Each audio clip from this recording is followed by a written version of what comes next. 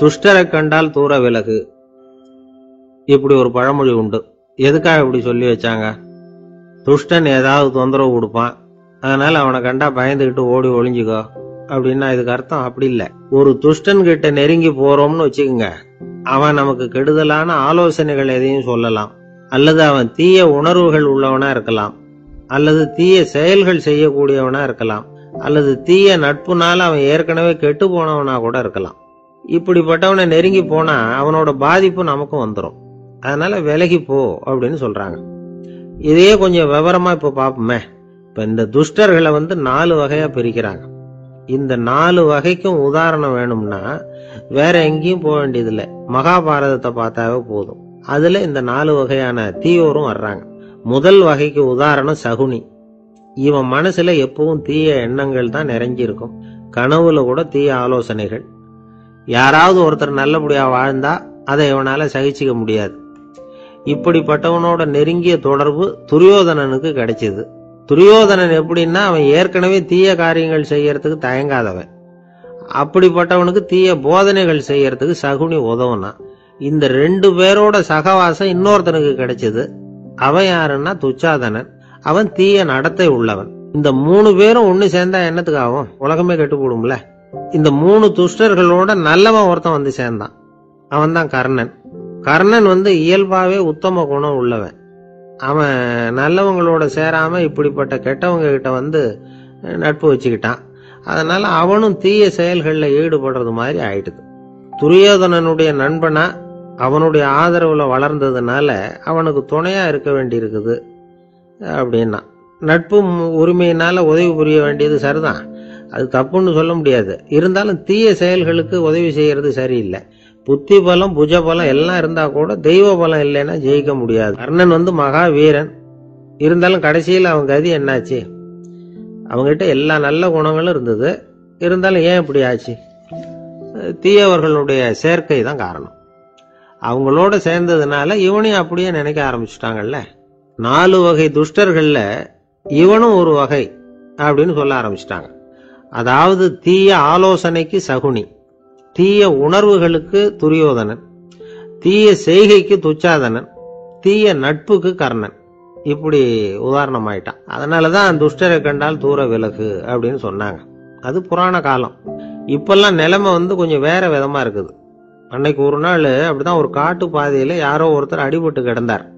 யாரோ ஒரு துஷ்டன் அவனை அடிச்சு போட்டுட்டு போயிட்டான் போல இருக்கு. அந்த வழியா போன ஒருத்தர் பரிதாபப்பட்டு அவனை போய் தூக்கினார். ஆறுதல் சொன்னார்.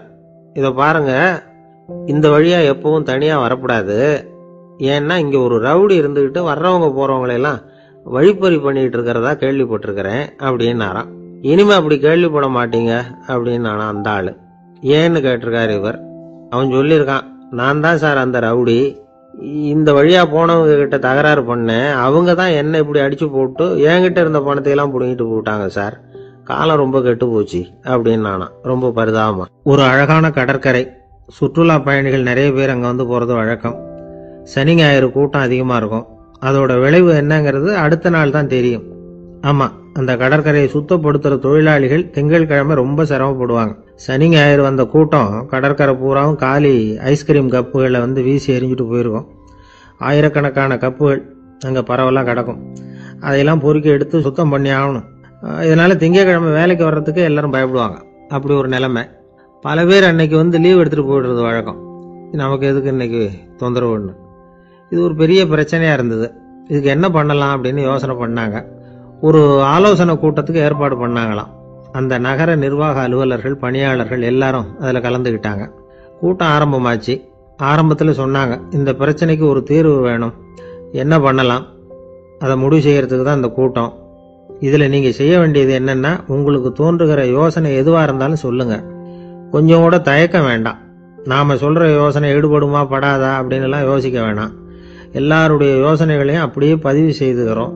கடைசியா அதுல இருந்து ஒரு சிறந்த யோசனையை தேர்வு பண்ணி அதை பயன்படுத்தலாம். இந்த சந்தர்ப்பத்துல இன்னொரு முக்கியமான வேண்டுகோள், எவ்வளவு சாதாரணமான யோசனையா இருந்தாலும் சரி, அது சொல்லும் பொழுது அடுத்தவங்க ஏளனம் செய்யக்கூடாது. இது ஒரு பெரிய யோசனையா அப்படின்னு சொல்லி எதையும் அலட்சியப்படுத்தக்கூடாது. இதுதான் அந்த கூட்டத்தின் ஆரம்பத்தில் செய்யப்பட்ட அறிவிப்பு. உடனே அந்த கூட்டத்தில் இருந்தவங்க ஆளுக்கு ஒரு யோசனை சொல்ல ஆரம்பிச்சாங்க. ஒருத்தர் எழுந்திருச்சார், இங்கே வர்ற சுற்றுலா பயணிகள் கிட்ட ஆளுக்கு $10 ஒரு டெபாசிட் மாதிரி வைப்பு பணமாக வாங்கிக்கணும். காலி ஐஸ்கிரீம் கப்பை திருப்பி கொடுத்தா அந்த பணத்தை திருப்பி கொடுத்துடலாம். இப்படி ஒரு ஏற்பாடு பண்ணிட்டா கப்புகளை தேடி பொறுக்கிட்டு இருக்க வேண்டியதில்லை, எல்லாம் ஒரே இடத்துக்கு வந்து சேர்ந்துடும். அப்படியே நாம் வந்து தூக்கிட்டு போய் ஒரு இடத்துல கொட்டி போடலாம் அப்படின்னார். இன்னொருத்தர் எழுந்திருச்சார், கப்பை வந்து கீழே போட்டால் $50 அபராதம் அப்படின்னு அங்கங்கே போர்டு எழுதி வச்சுடலாம். கப்புகளை போடுறதுக்கு அங்கங்கே பெரிய கூடைகளை வச்சுடலாம், நாம் சாவகாசமாக அந்த கூடைகளை சேகரம் பண்ணிக்கலாம் அப்படின்னாராம். இன்னொருத்தர் எழுந்திருச்சு கொஞ்சம் கோபமாக பேசினார். கப்புகளை வந்து அவங்க வாயிலேயே திணிச்சுடணும், அதுகளை மொன்று சாப்பிட்டு பார்த்தா தான் தெரியும் அது எவ்வளவு கஷ்டங்கிறது அப்படின்னு ரொம்ப கடுமையாக பேசியிருக்கார். இது வேடிக்கையாக தெரிஞ்சாலும் இந்த யோசனையும் பதிவு செஞ்சுக்கிட்டாங்களாம். இப்படி பல யோசனைகள். கடைசியாக எல்லாத்தையும் படித்து பார்த்துட்டு பரிசீலனை பண்ணாங்க. அப்புறம் தான் யோசனை வந்தது, இவர் வேடிக்கையாக சொன்னது கப்புகளை அவங்கவுங்க வாயிலேயே திணிச்சு சாப்பிட சொல்லணும், அதுதான் தண்டனைன்னார்ல. ஏன் அப்படி சாப்பிட்றது மாதிரியே கப்புகளை தயார் பண்ண என்ன அப்படின்னு சிந்திக்க ஆரம்பிச்சாங்களாம். ஆகா, அதுதான் சரின்னு ஒரு முடிவுக்கு வந்தாங்க. அதுலேருந்து உருவானது தான் இந்த வேஃபர் கப்ஸ். ஐஸ்கிரீமை சாப்பிட்டு முடிச்சதும் கப்பையும் சாப்பிட்டுடலாம்.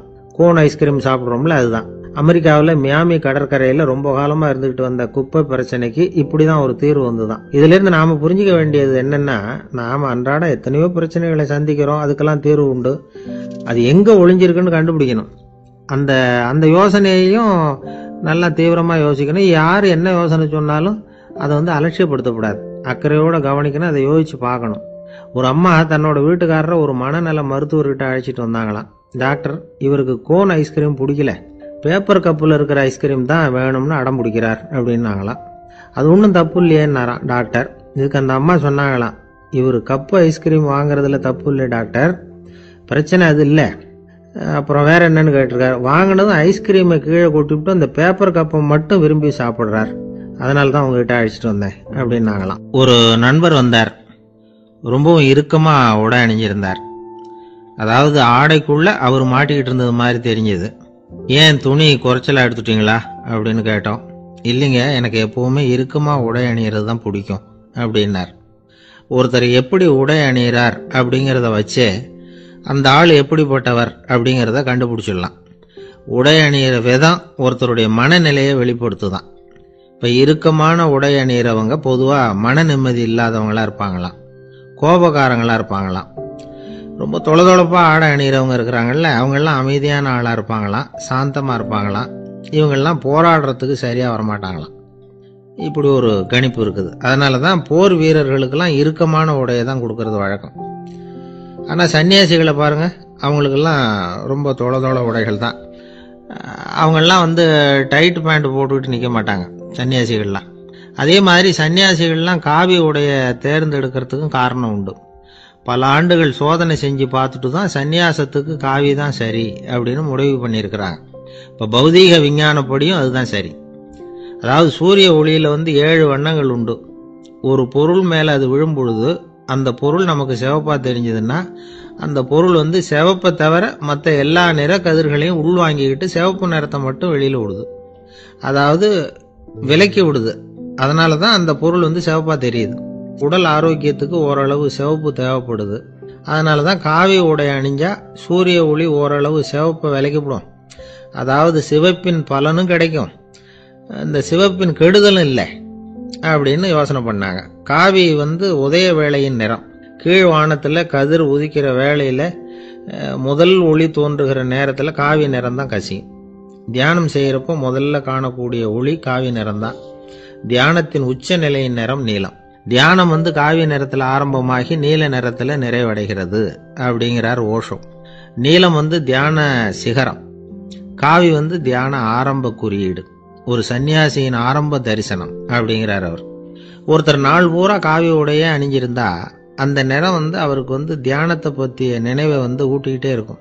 இப்படியே வந்து ஆடைக்கும் தியானத்துக்கும் இடையில ஒரு தொடர் ஏற்படுது. ஒரு துறவியின் உள்ளார்ந்த பண்பா அது மாறுது. கடை வீதியில் ஒரு பொருள் வாங்க போகிறோம், அது மறந்துடக்கூடாதுங்கிறதுக்காக ஞாபகம் முடிச்சு போட்டுக்கிறோம். அந்த முடிச்சுக்கும் பொருளுக்கும் தொடர்பு இல்லை. ஆனால் கடை வீதிக்கு போன உடனே அந்த முடிச்சு வந்து அந்த பொருளை ஞாபகப்படுத்துது. அதாவது அந்த முடிச்சு வந்து ஒரு தொடர்பு அம்சமாக அமையுது. அது மாதிரி தான் காவி உடையும். ஒரு துறவி நடக்கும் பொழுது, சாப்பிடும் பொழுது, குளிக்கும் பொழுது அவருடைய காவி உடை அவருக்கு ஞாபகப்படுத்திக்கிட்டே இருக்கும். அது ஒரு நிலைப்படுத்தப்பட்ட நினைவாக, ஞாபக முடிச்சாக மாறிடுது. காவி ஆடை இல்லைன்னா ஒருத்தரால துறவியாக முடியாதுன்னு அர்த்தம் இல்லை. அதே நேரத்தில் காவி ஆடையால் ஒன்றும் பிரயோஜனம் இல்லை, அதில் ஒன்றும் அர்த்தம் இல்லை அப்படின்னு சொல்லிட முடியாது. இதுதான் உண்மை.